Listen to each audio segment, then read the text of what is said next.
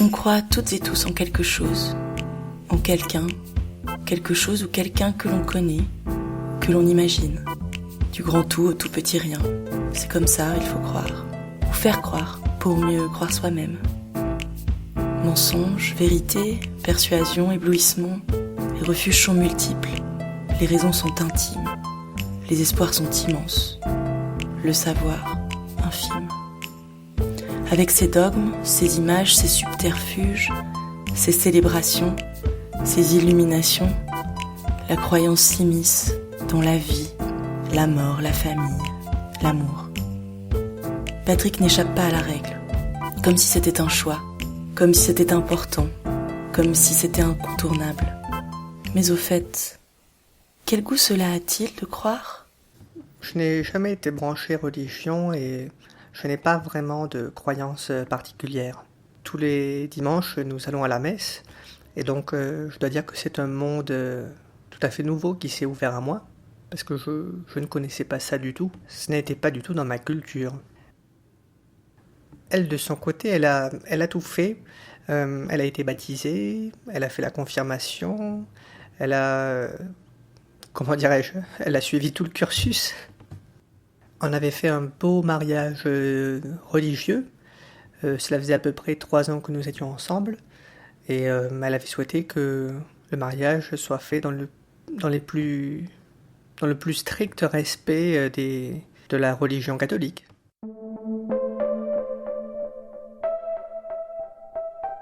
Moi, je suis plutôt d'un milieu ouvrier. Je dois dire que il n'y avait pas vraiment de place pour la religion.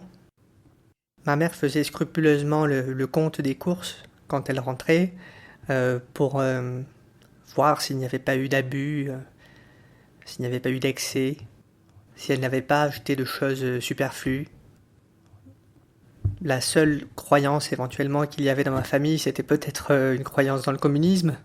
Mon père était encarté et ce n'était pas un monde dans lequel il y avait beaucoup de croyances.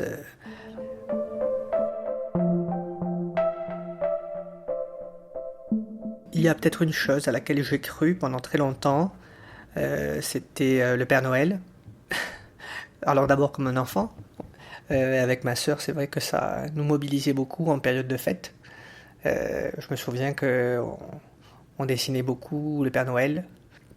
C'est peut-être, oui, la seule chose dans laquelle j'ai cru dans ma vie.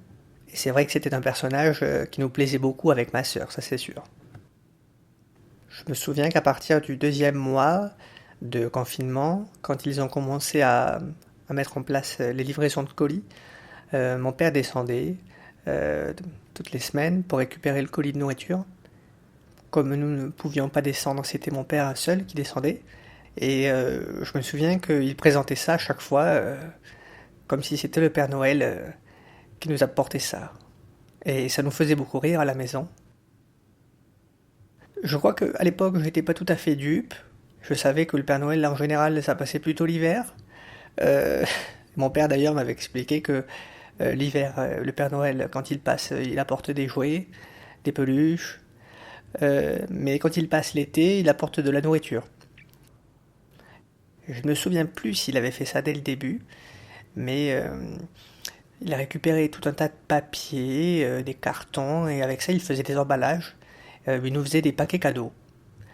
Il empaquetait tous les produits qu'il y avait dans les colis, du liquide vaisselle aux boîtes de haricots. Et ça nous donnait l'occasion, une fois par semaine, de déballer tout un tas de cadeaux et d'être un peu comme à Noël en pleine période de confinement.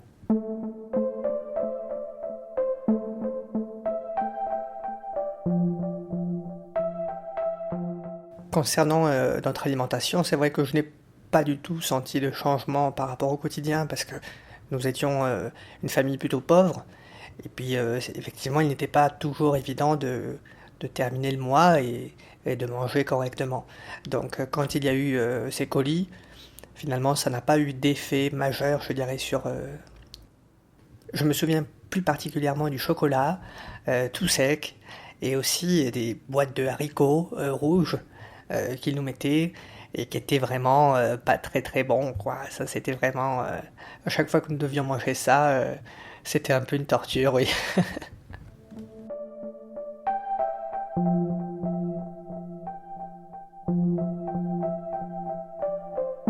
Je pense qu'avec ma sœur, on se doutait effectivement que c'était peut-être pas le Père Noël qui passait avec ses colis, mais je pense que on respectait peut-être la tentative de mes parents de nous cacher ou de nous protéger peut-être de certains aspects douloureux de ce confinement. On sentait aussi qu'il y avait comme un climat de stress, donc peut-être qu'avec ma sœur on évitait de parler de ces choses-là ou de questionner les parents. Aujourd'hui, quand je vais faire les courses dans un supermarché, c'est vrai que c'est plutôt un bon moment. Et ça m'arrive très souvent de repenser à ces colis en faisant mes courses, donc oui, c'est sûr, ça a laissé des traces.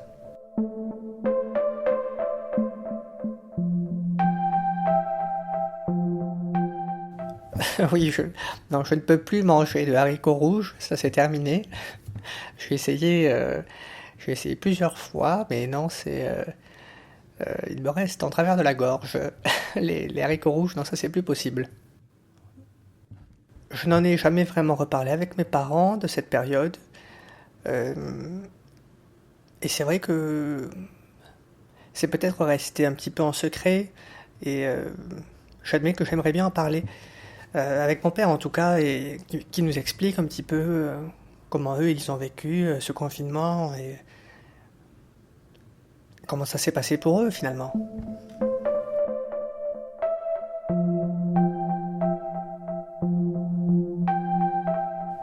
C'est la famille de ma femme qui avait décidé que nous ferions le mariage, en tout cas les fêtes qui suivaient l'église, dans un domaine viticole qu'ils avaient réservé. Et donc après l'église de l'après-midi, nous sommes allés dans ce domaine afin de manger, de faire un petit peu la fête. Et c'était très beau, c'était un très beau mariage, il y avait tous nos amis, toute la famille. C'était vraiment un très beau moment.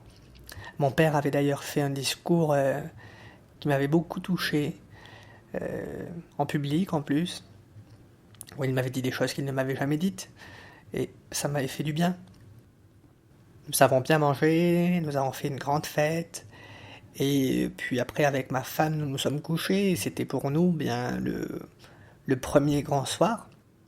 C'était notre première fois, et comme parfois les premières fois ne sont pas tout à fait évidentes, là, c'est vrai que nous ne nous connaissions pas sur ce plan-là, je dirais. Du coup, bon, c'était vraiment une première fois. Et dans la nuit, quand je me suis réveillé, j'avais un petit creux. Je suis allé donc dans la cuisine de l'appartement dans lequel nous étions. Et la seule chose que j'ai trouvée dans le placard pour manger, c'était une boîte de haricots rouges.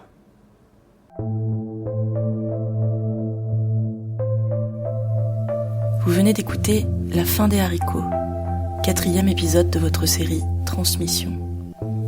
Une production Copains comme Covid. Introduction, Laureline Goudard. Réalisation, mixage, montage, scénario et musique originale par Maxime Vidal. Avec la voix de Maxime Vidal.